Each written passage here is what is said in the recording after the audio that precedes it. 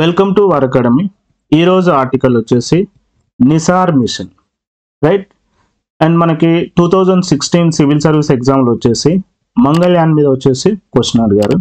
అదేవిధంగా ఫ్యూచర్లో జరిగే ఎగ్జామ్లో కూడా నిసార్ మిషన్ మీద అడిగే ఛాన్సెస్ ఉందన్నట్టు. అండ్ ఫస్ట్ మనం ఈ నిసార్ కాన్సెప్ట్ కంప్లీట్ చేసిన తర్వాత సో మోడల్ క్వశ్చన్కి ఇయర్ ఆన్సర్ చేద్దాం, రైట్. సో ఇప్పుడు వచ్చేసి ఏంటంటే నిసార్ అంటే ఏంటంటే NASA ISRO synthetic aperture radar అన్నట్టు, రైట్. సో ఇది ఎందుకు న్యూస్లో ఉంది అంటే యాక్చువల్గా అండ్ ఈ నిసార్ యొక్క మెయిన్ ఎయిమ్ వచ్చేసి ఏంటంటే మనకి భూమి పైన ఉండే పర్యావరణ వ్యవస్థలో జరిగే మార్పుల్ని గమనించడానికి సో ఈ నిసార్ శాటిలైట్ని రూపొందించారన్నట్టు. అయితే ఈ శాటిలైట్లో వచ్చేసి 2024లో సో సతీష్ ధావన్ అంతరిక్ష కేంద్రం నుంచి లాంచ్ చేయడం జరుగుతుంది అన్నట్టు. అందుకు గాను ఈ ఆర్టికల్ వచ్చేసి న్యూస్లో ఉందన్నట్టు. యాక్చువల్గా మనకి ఈ నిసార్ మిషన్ వచ్చేసి నాసా అదేవిధంగా ఇస్రో వచ్చేసి 2014లోనే ఒప్పందం చేసుకున్నారు అన్నట్టు, రైట్. సో 2024లో వచ్చేసి లాంచ్ చేయడానికి సిద్ధంగా ఉందన్నట్టు, రైట్. సో ఇప్పుడు వచ్చేసి ఏంటంటే ఈ నిసార్ యొక్క మెయిన్ సో ఎక్కడ లొకేట్ చేస్తారు అంటే నిసార్ వచ్చేసి ఏంటంటే ఇది లోయర్ ఎర్త్ ఆర్బిట్ అబ్జర్వేటరీ అన్నట్టు. And one more important point వచ్చేసి ఏంటంటే ఇది 747 కిలోమీటర్స్ ఎత్తులో వచ్చేసి అంటే లోయర్ ఎర్త్ ఆర్బిట్లో వచ్చేసి దీన్ని లొకేట్ చేస్తారు. అండ్ ఇంక్లినేషన్ వచ్చేసి ఎంతంటే 98.4 degrees అన్నట్టు. And one more important point వచ్చేసి ఏంటంటే ఇది ఎక్కడ ప్లేస్ చేస్తారు, ఇది ఎక్కడ ప్లేస్ చేస్తున్నారంటే sun synchronous orbit, very very important point. Okay, so NISAR వచ్చేసి ఎక్కడ ప్లేస్ చేస్తున్నారు, సన్ సింక్రోనస్ ఆర్బిట్ లో లొకేట్ చేస్తున్నారు అన్నట్టు. అండ్ ఇది వచ్చేసి ఏంటి అంటే రాడార్ ఇమేజింగ్ శాటిలైట్ అని చెప్పొచ్చు అన్నట్టు. అండ్ మరొక ఇంపార్టెంట్ పాయింట్ వచ్చేసిందంటే ఈ శాటిలైట్ లో వచ్చేసి ఫస్ట్ టైం వచ్చేసి ఏంటంటే డ్యూయల్ ఫ్రీక్వెన్సీ వాడుతున్నారు అన్నట్టు, రైట్. సో ఇది వచ్చేసి ఏంటంటే సో ఈ డ్యూయల్ ఫ్రీక్వెన్సీని ఉపయోగించిన మొట్టమొదటి ఉపగ్రహం అని కూడా చెప్పొచ్చు అన్నట్టు. అండ్ ఈ నిసార్ యొక్క డ్యూరేషన్ వచ్చేసి ఎంత అంటే 3 years, 3 సంవత్సరాలు అన్నట్టు. అండ్ ఈ మిషన్ యొక్క ఎస్టిమేటెడ్ కాస్ట్ వచ్చేసి ఎంత అంటే $1.5 billion అన్నట్టు. అయితే మరొక ఇంపార్టెంట్ విషయం వచ్చేసింది అంటే ఈ నిసార్ వచ్చేసి ఏంటంటే ఎర్త్ అబ్జర్వేషన్ శాటిలైట్ అన్నట్టు.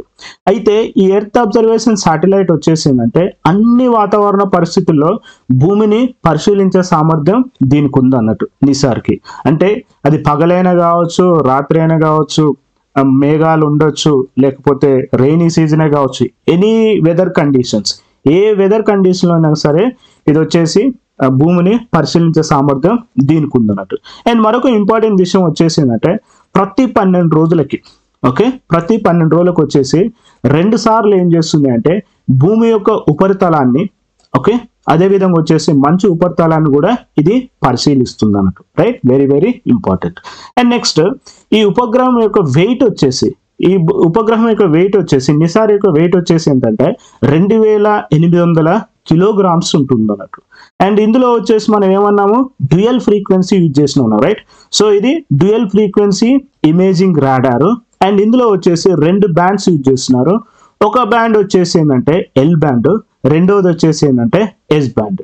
అయితే ఒకసారి ఎల్ బ్యాండ్ గమనిస్తే ఈ ఎల్ బ్యాండ్ వచ్చేసి ఏంటంటే ఫ్రీక్వెన్సీ ఎంత అంటే 1 GHz to 2 GHz ఫ్రీక్వెన్సీ అన్నట్టు, రైట్. అంటే ఇక్కడ వచ్చేసి ఏంటంటే ఎస్ బ్యాండ్ తో కంపేర్ చేస్తే ఎల్ బ్యాండ్ యొక్క ఫ్రీక్వెన్సీ వచ్చేసి తక్కువ ఉంటుంది అన్నట్టు, right. And at same time దీని యొక్క మెయిన్ ఉద్దేశం వచ్చేసి ఏంటంటే ఇది అటవీ విస్తరణాన్ని అదేవిధంగా నేలలో ఉండే తేమ మార్పులను ఏం చేస్తుందంటే ఇది పరిశీలిస్తుంది అన్నట్టు, very very important, right. So year L band main ఉద్దేశం వచ్చేసి ఏంటంటే ఇది లోయర్ ఫ్రీక్వెన్సీ కావడం వల్ల ఇది వెజిటేషన్ అండ్ సాయిల్ లోకి పెనిట్రేట్ అవుతుంది. అండ్ అట్ సేమ్ టైం ఇది ఏం మానిటర్ చేస్తుంది అంటే ఫారెస్ట్ కవర్ ని అదేవిధంగా వచ్చేసి సాయిల్ మాయిశ్చర్ ని కూడా సో ఇది పర్యవేక్షిస్తుందని చెప్పొచ్చు అన్నట్టు. అదేవిధంగా వచ్చేసి రెండవ బ్యాండ్, రైట్, ఒకటి వచ్చేసి ఎల్ బ్యాండ్, రెండోది వచ్చేసింది ఎస్ బ్యాండ్. ఈ ఎస్ బ్యాండ్ ఫ్రీక్వెన్సీ వచ్చేసి ఎంత అంటే 2 to 4 GHz ఫ్రీక్వెన్సీ. సో ఇప్పుడు మనకి ఎస్ బ్యాండ్ వచ్చేసి ఎల్ బ్యాండ్ తో కంపేర్ చేస్తే హై ఫ్రీక్వెన్సీ అన్నట్టు. ఈ హై ఫ్రీక్వెన్సీ ఉండడం వల్ల దీనికి వచ్చేసి ఏంటంటే హై రెజల్యూషన్ ఉంటుంది. కాబట్టి దీన్ని వచ్చేసి ఏం చేస్తారు అంటే పట్టణ ప్రాంతాలలో, రైట్. సో ఇయర్ పట్టణ ప్రాంతాలలో అదే విధంగా వచ్చేసి ఏంటంటే తీర ప్రాంతాలలో జరిగే మార్పులను ఏం చేస్తుంది అంటే ఈ ఇది పర్యవేక్షిస్తుంది అన్నట్టు, right? Very very important. So ఇక్కడ వచ్చేసి ఏంటంటే మనకి నిసార్ శాటిలైట్ లో వచ్చేసి డ్యూయల్ ఫ్రీక్వెన్సీ యూజ్ చేస్తున్నాం. ఒకటి ఎల్ బ్యాండ్, రెండోది వచ్చేసి S band.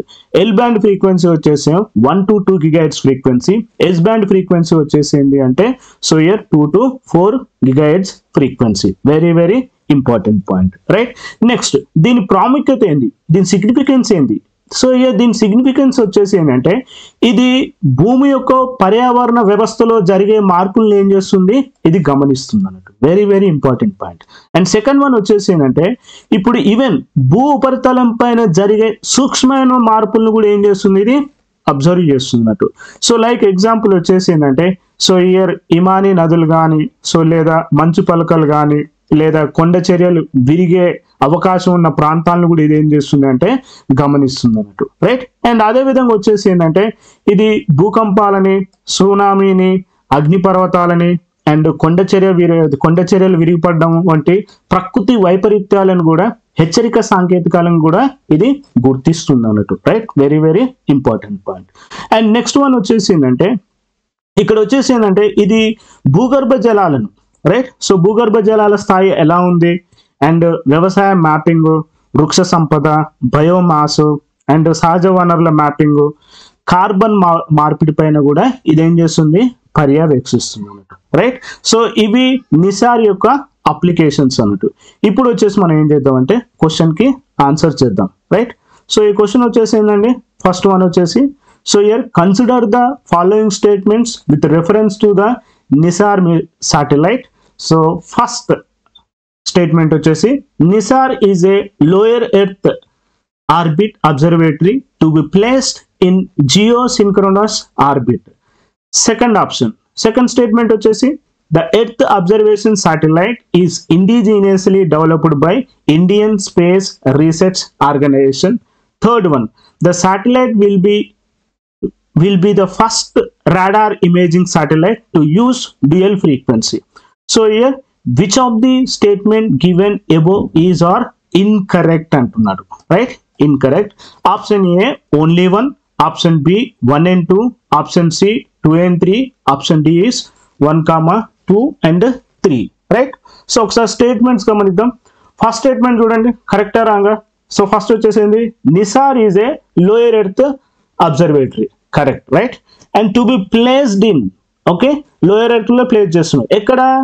So not in geo synchronous orbit. ఎక్కడ చేస్తున్నారు దీన్ని? సన్ సింక్రోనస్ ఆర్బిట్ లో వచ్చేసి దీన్ని ప్లేస్ చేస్తున్నారు. This is the first one, right? So ఇక్కడ ఏమన్నారు, జియో సింక్రోనస్ ఆర్బిట్ అన్నారు కాబట్టి first statement wrong. Second one చూడండి, the earth observation satellite is a indigenously developed by ISRO. ఈ నిసార్ ప్రాజెక్ట్ వచ్చేసి ఎవరెవరు చేస్తారండి? యుఎస్ఏ, అదేవిధంగా ఇస్రో. ఇక్కడ ఏమంటున్నాడు, ఇండిజినియస్లీ డెవలప్డ్ బై ఇస్రో అంటున్నాడు కాబట్టి సో సెకండ్ స్టేట్మెంట్ కూడా వచ్చేసి రాంగ్. థర్డ్ స్టేట్మెంట్ చూడండి, so the satellite will be the first radar image satellite to be use dual frequency, right? Third statement వచ్చేసింది కరెక్ట్, రైట్? మనకి నిసార్ శాటిలైట్ లో వచ్చేసి ఏం చేసాం, dual frequency first time use చేస్తున్నాము. అండ్ అట్ సేమ్ టైం రెండు bands ఉన్నాయి, right? ఒకటి వచ్చేసి ఎల్ బ్యాండ్, రెండోది వచ్చేసి S band. L band frequency వచ్చేమో 1 to 2 GHz frequency and S band వచ్చేసి 2 to 4 GHz frequency. L band వచ్చేసి మనం ఏం చేస్తాము, అటవీ విస్తరణలో కానీ నేలలో ఉండే తేమని ఏం చేస్తుంది, మార్పులు జరుగుతాయి కదా, ఆ మార్పుల్ని ఇది ఏం చేస్తుంది, పర్యవేక్షిస్తుంది. ఎస్ బ్యాండ్ వచ్చేసి ఏంటి, పట్టణ ప్రాంతాలలో, తీర ప్రాంతాలలో జరిగే మార్పుల్ని పర్యవేక్షిస్తుంది. సో ఇక్కడ వచ్చేసింది థర్డ్ స్టేట్మెంట్ ఒకటే కరెక్ట్. బట్ క్వశ్చన్లు ఏమంటారు, ఇన్కరెక్ట్ ఏది అడుగుతుండ్రు. సో మనకి ఫస్ట్ స్టేట్మెంట్, సెకండ్ స్టేట్మెంట్ వచ్చేసి రాంగ్, రైట్? ఇన్కరెక్ట్ వచ్చేసి ఏమున్నాయండి, ఇక్కడ ఆన్సర్ వచ్చేసి మనకి 1 and 2 వచ్చేసి మనకి ఇన్కరెక్ట్, రైట్? సో మనకి ఆప్షన్ బి వచ్చేసి ఆన్సర్, రైట్? సో ఇది ఈరోజు కాన్సెప్ట్ అండి. Thank you very much.